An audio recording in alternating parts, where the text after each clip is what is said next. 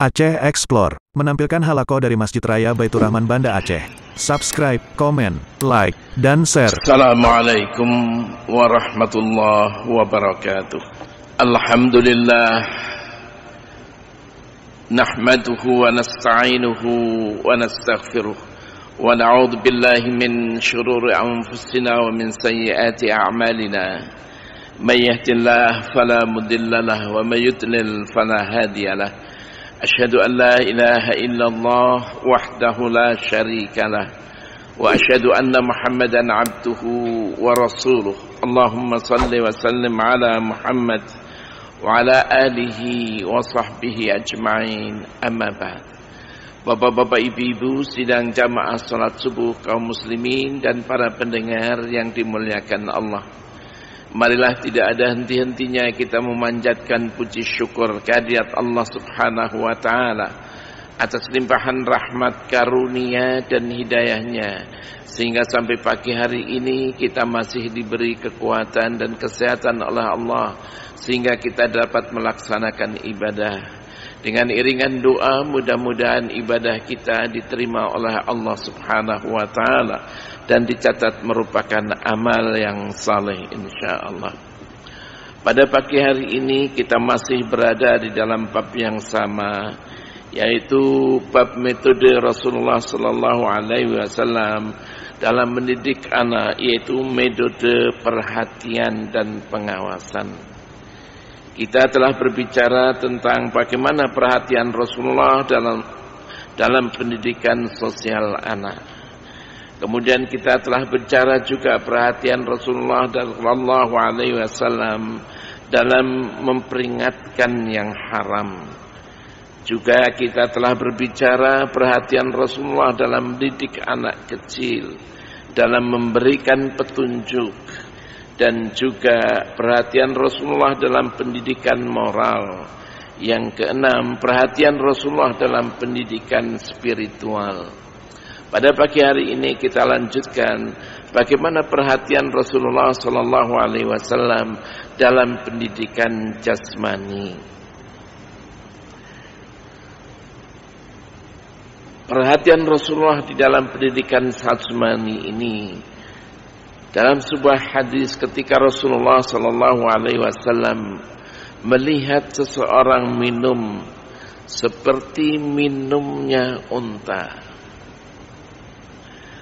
maka beliau bersabda, apa sabdanya? La tashrabu syurban wahidan kasyubril ba'ir.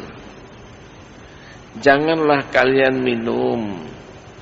minum seteguk banyak kali, enggak berhenti-berhenti. Kasyurbil ba'ir, seperti minumnya unta. Walakin ishrabu masna wa thulatha. Akan tetapi minumlah kalian 2 teguk, 3 teguk. Wasammu idza antum syaribtum. Bacalah bismillah idza antum syaribtum, apabila kamu minum. Wahmadu idza antum rafa'tum, dan bacalah alhamdulillah ketika kamu sudah selesai minum. Rawahu Tirmidzi, hadis diriwayatkan oleh Imam At-Tirmidzi. Bagaimana Rasulullah memperhatikan benar tentang pendidikan jasmani ini. Jangan sampai minum seperti minumnya unta itu. Kalau unta mungkin minumnya banyak sekali untuk pertahanan dirinya. Tapi jangan seperti itu, nanti menyebabkan kita ini sakit. Maka Rasulullah mengingatkan agar jangan sampai sakit jasmanianya. Juga Imam Al-Bukhari dalam kitab sahihnya dia mengatakan bahwa Rasulullah sallallahu alaihi wasallam lewat di hadapan para sahabatnya dalam gelanggang pacuan kuda. Beliau memberikan dorongan kepada mereka. Ketika orang-orang berpacu, Rasulullah memberikan perhatian kepada mereka dengan sabdanya, irmu wa ana ma'akum kullukum. Sudah berpaculah kalian. Wa ana ma'akum kullukum. Saya bersama kalian semuanya. Ayo, saya bersama kalian. Dalam sebuah hadis yang diriwayatkan oleh Imam Hakim dalam bukunya Al-Mustadrak, Rasulullah sallallahu alaihi wasallam bersabda, "Haqqul waladi 'ala walidihi ay yuhsina ismahu." Kewajiban orang tua terhadap anaknya, pertama kali, berilah nama anaknya dengan nama yang baik. Wa addabahu, kata Rasulullah. Kewajiban orang tua terhadap anaknya adalah mendidik akhlaknya, agar supaya anak itu mempunyai akhlak yang baik.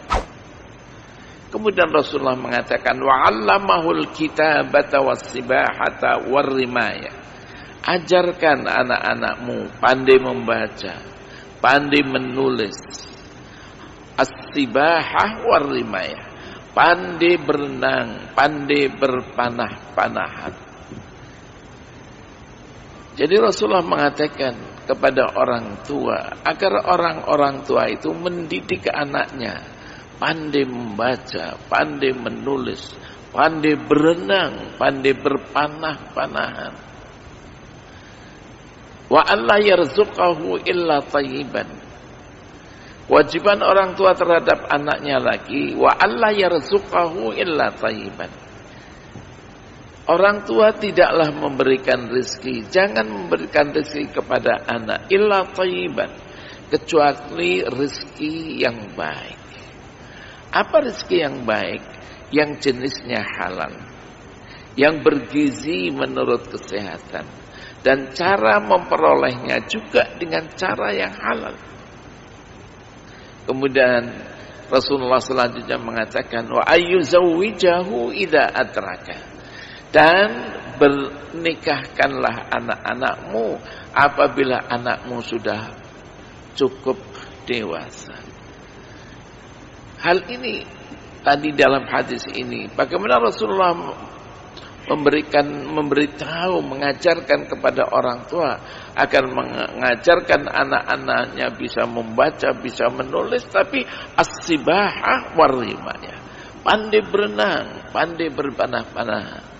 Ini artinya bahwa Rasulullah sallallahu alaihi wasallam mempunyai perhatian benar terhadap pendidikan anak agar dalam pendidikan jasmani ini. Bapak-bapak, ibu-ibu sidang jamaah salat subuh, kaum muslimin dan para pendengar yang dimuliakan Allah. Kemudian yang kedelapan, perhatian Rasulullah sallallahu alaihi wasallam dalam pendidikan dakwah. Rasulullah mengajarkan kepada para pendidik agar mengajarkan anaknya dalam pendidikan dakwah. Tapi pendidikan dakwah kepada orang lain dengan cara yang lemah lembut, tidak dengan kasar. Kita simak sebuah hadis Rasulullah sallallahu alaihi wasallam yang diriwayatkan oleh Imam Al-Bukhari dan oleh Imam Muslim. Hadis itu bersumber dari Anas bin Malik radhiyallahu anhu. Apa kata Anas? Masyaitu ma'a Rasulillah sallallahu alaihi wasallam. Saya berjalan bersama Rasulullah sallallahu alaihi wasallam. Wa alaihi burdun najrani ghalid al-hasyah. Rasulullah memakai burd seperti sal, ya, dari Najran. Ghalid al-hasyah, kasar ya, jadi burdahnya itu kasar. Fa'adrakahu Arabi. Kemudian seorang Badui berjumpa dengan Rasul itu. Fahabadahu habdatan. Orang Badui itu menarik sal itu. Hatta nazartu ila safhati unuqi Rasulillah sallallahu alaihi wasallam wa qad asara fihi hasyiatul burd min syiddati habdatihi. Kemudian orang Arab Badui itu menariknya, sehingga saya lihat itu di tengkuk lehernya itu ada bekas. Karena ditarik kencang-kencang, keras-keras, ada bekasnya. Qala al-A'rabi. Kemudian orang Arab Badui itu mengatakan, "Ya Muhammad, murli min malillahi alladhi 'indak." Berikan kepadaku, kata Arabi, kata orang Arab Badui itu, berikan kepadaku dari harta Allah yang ada pada kamu ya Rasulullah. Berikan kepadaku harta yang ada pada kamu, harta Allah yang ada pada kamu. Faltafata ilaihi Nabi sallallahu alaihi wasallam wa dhahik. Kemudian Rasulullah sallallahu alaihi wasallam memalingkan mukanya kepadanya, wa dhahik, dan Rasulullah sallallahu alaihi wasallam tertawa. Thumma amara lahu bi'ata. Kemudian Rasulullah sallallahu alaihi wasallam memerintahkan untuk beri dia. Bagaimana Rasulullah sallallahu alaihi wasallam tidak marah? Namanya orang Arab Badui. Ketika menarik keras-keras burdahnya, kemudian bekasnya terlihat dalam leher Rasulullah sallallahu alaihi wasallam. Rasulullah tidak marah kepada Arabi itu. Malah bilangnya, "Murli, berikan kepadaku min malillahi alladhi 'indak." Berikan kepadaku harta Allah yang ada pada kamu. Kok seperti itu? Kalau kita mungkin marah. Rasulullah sallallahu alaihi wasallam melihat kepadanya, wa dhahika. Rasulullah tertawa, tidak marah. Beri dia. Bagaimana Rasulullah sallallahu alaihi wasallam perhatiannya di dalam dakwah, tetapi tidak kasar. Justru Rasulullah sallallahu alaihi wasallam memperlakukan orang yang seperti itu dengan penuh kelembutan. Juga bagaimana Rasulullah sallallahu alaihi wasallam dan perhatiannya untuk meninggikan derajat kaum wanita. Dalam sebuah hadis yang bersumber dari Nasa'i, yang diriwayatkan oleh Imam An-Nasa'i dan Imam Ibnu Majah, keduanya meriwayatkan, anna fatatan ja'at ila Nabi sallallahu alaihi wasallam. Seorang perempuan, gadis, datang kepada Nabi sallallahu alaihi wasallam. Faqalat, kemudian wanita itu mengatakan, "Inna abi zawwajani min ibni akhi liyarfa'a bi hasisatahu wa ana kariha." Kata perempuan itu, "Ayahku telah menikahkan aku dengan anak saudaranya, di anak pamannya, agar supaya menanggung tanggungannya. Dia mungkin punya tanggungan, udahlah sebagai ganti dinikahkan dengan anaknya. Wa ana kariha," kata perempuan itu, "saya enggak suka itu. Saya enggak mau." Kata wanita itu. Farsalan Nabi sallallahu alaihi wasallam ila abiha. Kemudian Rasulullah sallallahu alaihi wasallam mengutus utusan untuk datang kepada ayah wanita itu.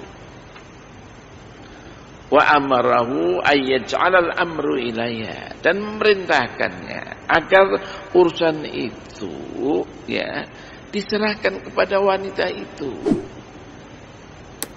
Jangan kepada ayahnya, kepada wanita itu. Faqalatil fatat. Kemudian anak wanita itu mengatakan, "Qad ajastu ma sana'a abi." Sebetulnya sudahlah, saya setuju dengan apa yang dilakukan oleh ayahku. Walakin, kata wanita itu, akan tetapi aradtu an ta'laman nisa. Tetapi saya ingin agar supaya wanita-wanita itu tahu an laisa ilal aba minal amri syai'. Jangan sampai seorang wanita itu dipaksa untuk kawin paksa oleh orang tuanya. Janganlah hal ini terjadi. Hadis Rasulullah sallallahu alaihi wasallam yang diriwayatkan oleh Imam An-Nasa'i dan juga oleh Ibnu Majah. Jadi apapun ya, sebagai orang tua kita tidak boleh memaksa seperti itu untuk dinikahkan, apalagi tadi agar supaya dia punya masalah dengan dia, udahlah supaya ganti anakku kunikahkan, sama kali itu tidak diinginkan oleh Rasulullah sallallahu alaihi wasallam. Jadi seorang anak wanita juga diingatkan dimintai keizinannya. Ya. Nah, ini bagaimana perhatian Rasulullah sallallahu alaihi wasallam terhadap wanita. Juga oleh Imam Bukhari meriwayatkan istri Thabit bin Qais. Thabit bin Qais itu orangnya hitam, mukanya jelek. Tapi dia seorang muslim yang saleh ya. Ya. Kemudian istrinya enggak suka sama dia. Tapi dia bilang, "Tapi saya tidak mau untuk kufur nikmat."